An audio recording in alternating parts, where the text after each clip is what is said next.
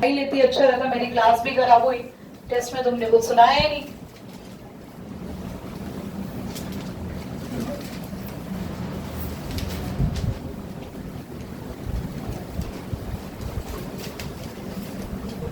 Numericals on combination of resistance.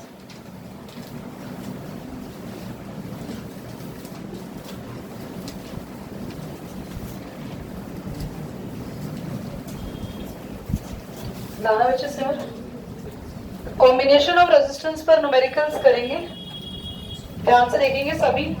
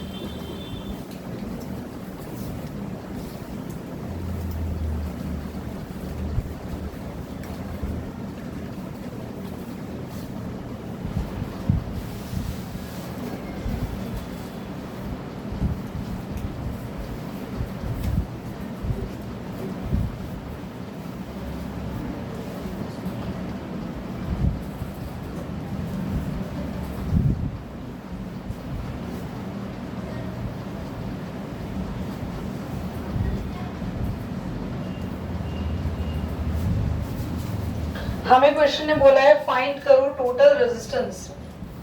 सबसे पहले total resistance कैसे निकालते हैं ध्यान से सुनिए।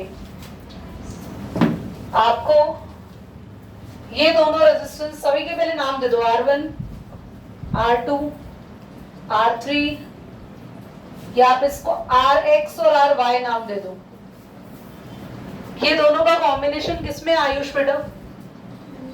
वेरी गुड, ये पैरेलल में है। पहले पैरेलल को सॉल्व कर लो, पैरेलल को सॉल्व कर लेंगे तो इनका टोटल आ जाएगा एक, और फिर वो जो आएगा वो इन दोनों के साथ किस में हो जाएगा? रितेश किस में हो जाएगा? सीरीज क्यों है ये? एक ही लाइन में है ये। सबसे पहले हम 1/Rx प्लस 1/Ry, पैरेलल है इसलिए इनको रेसिप्रोकल करके सॉल्व करेंगे। 1/R3, इनका टोटल का नाम क्या रख रहे हैं हम? R3। तो 1/R3 is equal to 1/Rx यानी 2, 1/Ry यानी कि 3। तो 2 और 3 का एलसीएम बच्चों 1/R3 कितना आ गया? 5/6 ओम। रेसिप्रोकल करके R3 पता चल गया, 6/R3 आ गया। R3 क्या है? इन दोनों का कॉम्बिनेशन। तो इन दोनों का कॉम्बिनेशन अब इसके साथ तो एक ही लाइन में हो जाएगा सीरीज में। तो अब आप फाइनल जो R टोटल निकालेंगे वो होगा R1, R2, क्योंकि वो सीरीज में हो गया। R1 है 5 प्लस 5 प्लस 6/5। क्या सॉल्व खुद कर लोगे? और जो फाइनल आंसर आएगा उसको रेसिप्रोकल करने की जरूरत, क्योंकि पैरेलल में जो आंसर आता है उसको रेसिप्रोकल करना पड़ता है, क्योंकि पैरेलल का टोटल किसमें होता है? 1 के पॉइंट में। सीरीज में हम फाइनल ऐड करके लिख देते हैं। तो जो भी आंसर आएगा उसको ओम में लिखेंगे, जल्दी से नोट डाउन कर। इसी क्वेश्चन का सेकंड पार्ट है, टोटल रेजिस्टेंस आ गया कितना आ रहा है? 56/5 और डिवाइड करें 11.2 ओम। आगे ध्यान से देखेंगे, हमें क्वेश्चन ने बोला है कि करंट भी निकालो, टोटल करंट। तो टोटल करंट के लिए क्या करना होगा? अगर आपको सेकंड पार्ट में बोला है टोटल करंट निकालो, तो ओम्स लॉ का फॉर्मूला लगाएंगे। Total potential difference second part में लिखा है ना, कितने वोल्ट की बैटरी है? 6 वोल्ट। करंट आपको निकालना है, और अगर टोटल करंट निकालना है तो रेजिस्टेंस भी कितना लिखना पड़ेगा हमें? टोटल। तो 6 से डिवाइड कर लेंगे 11.2। तो एम्पियर, एम्पियर की यूनिट ए या एएमपी भी लिखते हैं, ये आपके पास क्या आ जाएगा 60/112 एम्पियर। 112 को 56/5, चलो बात तो एक ही हो जाएगा। Can you solve at your own? Point में निकाल लेंगे आंसर, ये कर लेना घर पे। टोटल करंट के लिए हमने कौन सा फॉर्मूला यूज किया? It is the formula of, इसीलिए मैंने आज इलेक्ट्रिसिटी का टेस्ट रखा था कि मैं क्वेश्चंस कराऊं तो एटलीस्ट फॉर्मूलाज आते हो, करंट पता हो कम से कम इसे कैसे कहते हैं, पर तुम पढ़कर ही लिया है। अब लास्ट में हमें क्वेश्चन ने एक नई बात पूछ ली, बहुत इंपॉर्टेंट चीज पूछ ली, सबका ध्यान यहाँ होना चाहिए। क्वेश्चन ने कहा हमें थर्ड पार्ट में कैलकुलेट करना है V यानी कि potential difference across R1 and R2। सबसे पहली बात, ये R1 और R2 किसमें लगे हुए हैं? सीरीज। और आपने पिछली क्लास के आखिर में पढ़ा था कि सीरीज में पोटेंशियल डिफरेंस सेम, मतलब इसका अपना अलग पोटेंशियल डिफरेंस होगा, इसका अपना अलग होगा। यदि पैरेलल में पूछता तो यही आंसर आ जाता 6 जो टोटल है वही मिलेगा। आपके घर में पता है कौन सा होता है सीक्वेंस? पैरेलल। इसलिए सभी अप्लायंस को सेम वोल्टेज मिलती है, एक जैसी वोल्टेज, एक जैसा पोटेंशियल डिफरेंस मिलता है, और करंट अलग अलग होता है। हमारे घर में एसी अलग करंट लेता है, पंखा अलग करंट लेता है, पर सीरीज में क्या रहता है? करंट सब जगह, पोटेंशियल डिफरेंस क्या रहेगा? डिफरेंस। तो अगर आपको V निकालना है किसके लिए? फॉर R1, तो V is equal to IR का फॉर्मूला लगाओ। ये कौन सा कॉम्बिनेशन है? जिसमें करंट सेम रहेगा, टोटल वही रहेगा, जो करंट पूरे सर्किट में है वही सेम रहेगा इसके अंदर। तो करंट हम वही पुट करेंगे जो हमने निकाला। R की वैल्यू, R1 की वैल्यू डालो कितनी? 5 6 30, एक 0 और, तो डिवाइड करके इतना वोल्ट आ जाएगा V। ये V किस केस में आया है बच्चों? अगर यही मैं R1 की जगह किसकी वैल्यू रख दूं, क्योंकि वो सेम ही है 5, तो सॉल्व करने की जरूरत नहीं है, लास्ट में लिख देंगे it is same for R2 also. समझ में आया ये? पक्का? हमने पोटेंशियल डिफरेंस सीरीज के केस में अलग अलग क्यों निकाला? क्योंकि सीरीज के केस में हर रेजिस्टेंस का पोटेंशियल डिफरेंस क्या होता है? अलग अलग। उसके लिए आपको R की वैल्यू पता होनी चाहिए, करंट कैसा पता होना चाहिए? टोटल, और आप निकाल लोगे V। पर अगर पैरेलल में पूछे पोटेंशियल डिफरेंस, तो जितना आपके पास यहाँ है सेम पैरेलल का आंसर होता है। पैरेलल में पोटेंशियल डिफरेंस कैसा रहता है? सेम। सीरीज में सबके लिए अलग निकालना पड़ता है। Is that clear? नोट करिए जल्दी से। क्वेश्चन को ध्यान से सीखेंगे सभी बच्चे। क्वेश्चन कह रहा है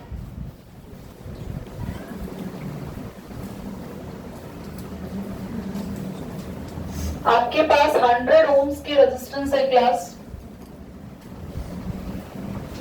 एवरीबॉडी ध्यान से सीखेंगे बच्चों। We are doing with solution 2। We have some 100 ohm resistors. हमारे पास कितने ओम के रेजिस्टर्स हैं? सम मतलब कितने हैं हमें नहीं पता, 2 3 4 ज्यादा भी हो सकता है। हमें 100 ओम के रेजिस्टेंस को इस तरीके से अरेंज करना है, पैरेलल सीरीज आपको अपने आप देखना है कि हमारा इक्विवेलेंट रेजिस्टेंस यानी कि टोटल रेजिस्टेंस कितना आ जाए।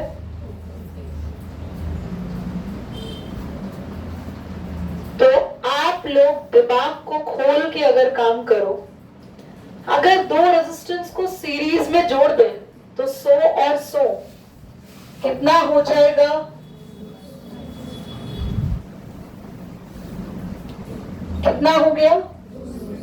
200। पैरेलल में अगर जोड़ेंगे तो वो भी देख लेते हैं। दो को हमने सीरीज में जोड़ दिया, 200 तो मिल गया ना।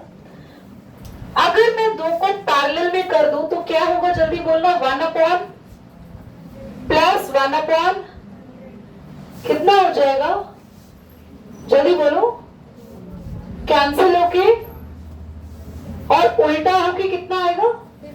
50। अगर मैं दो को सीरीज में कर दूं और बाकी दो को,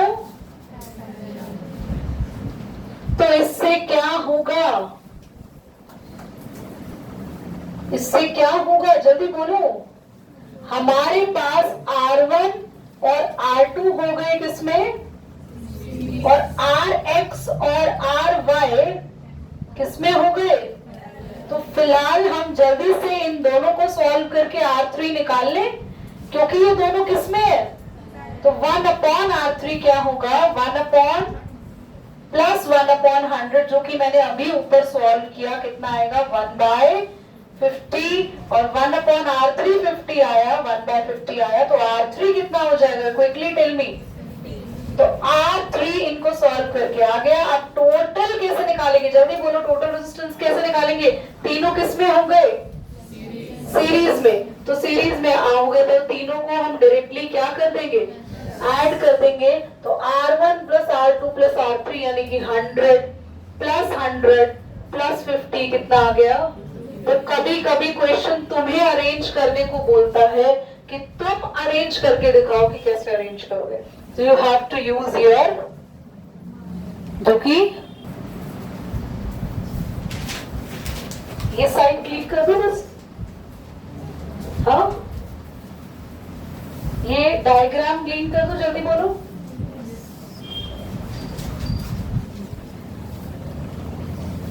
This one, जल्दी, yes or no? This side, is there anyone who is noting down? जय, क्या आयुष कर रहे हैं नोट?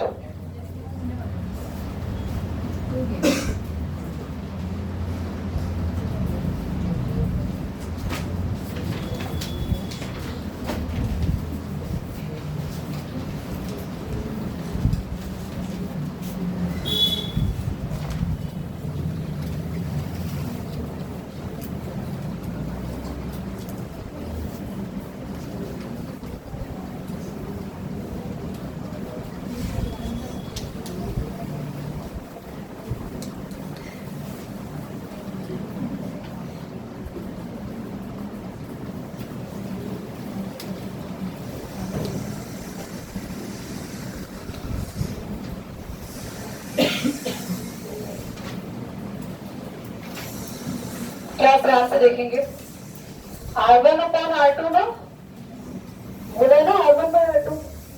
क्लास एक वायर है, उस वायर को कितने पीसेस में कट कर दिया, जल्दी बताना। 5 पीस में कट कर दिया। तो ये आप सॉल्व करेंगे बोर्ड पे, नहीं ना, तो आप समझ लीजिए, ठीक है। मुझे लगा आप समझ नहीं रहे, आपको शायद आता होगा बेटा, आपको आता है। एक वायर है और इस वायर का मान लो लेट द रेजिस्टेंस पहले वाला। अब क्वेश्चन को देख के तो ये लग रहा है इसका हमने रेजिस्टेंस कितना मानना चाहिए। हमने इसको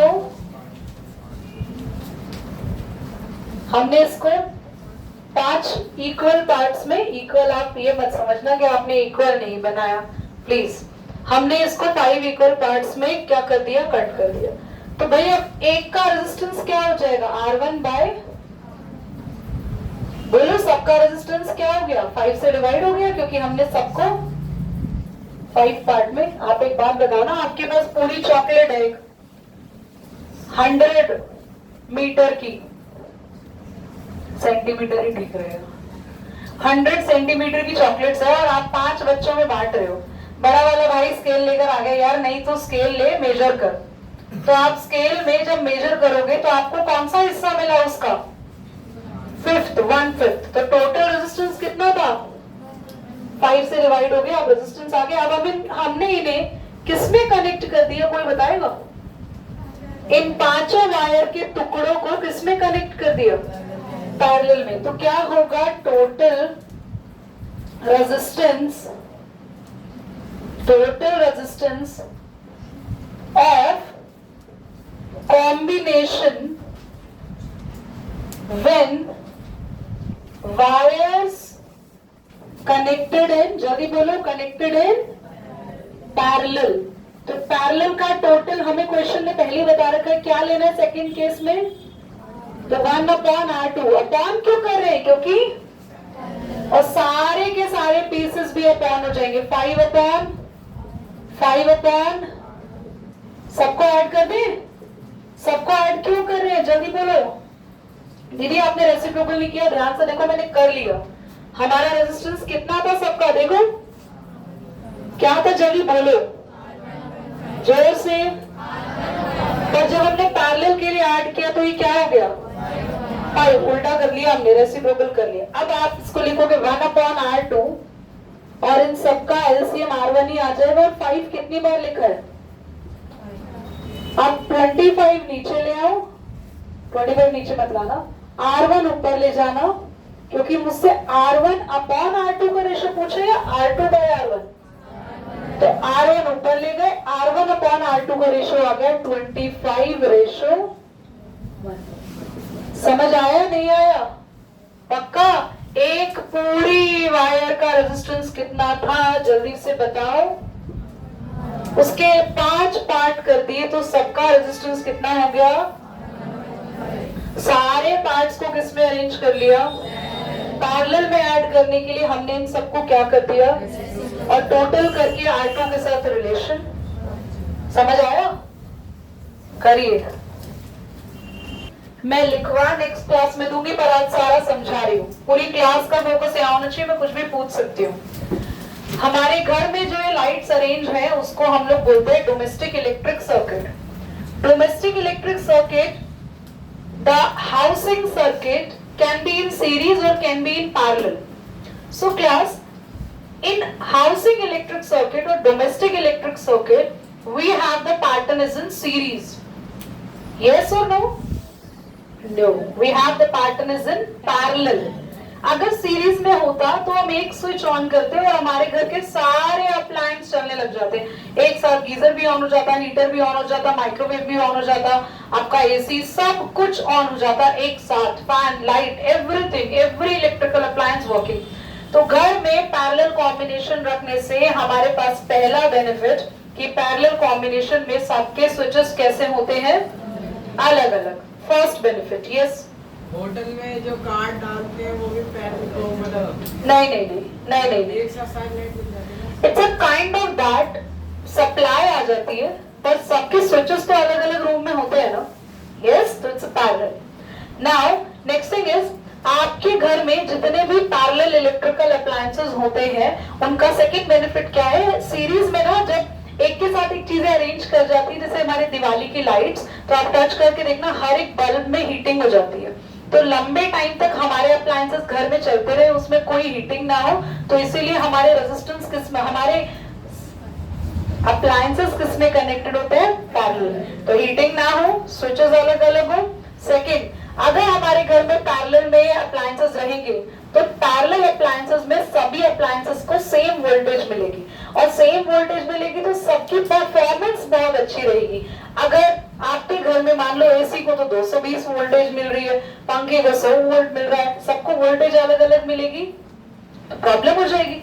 सीरीज में ये एक ड्रॉबैक है, एक प्रॉब्लम है कि हमारे घर में वोल्टेज कैसी रहती है, सीरीज अगर कॉम्बिनेशन होता तो सबको सेम मिलती, पैरेलल में वोल्टेज कैसे मिलेगी, सबको अलग।